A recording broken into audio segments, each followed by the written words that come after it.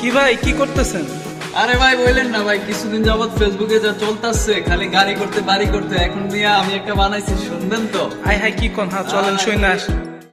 অনেক তো কইছেন, এবার শুনা যান, গানে গানে কিছু কথার লোড নিয়ে নেন। আগে রান্না শিখালো, পরে মিষ্টি কথা কও, রান্না না জানিলে ঘরে তোমায় আমি নিবার নাই। সোনা পাখি গো, আমার লক্ষ্মী পাখি গো, তোমায় লইয়া আমেরিকা লন্ডন প্যারিস পাখাই গো।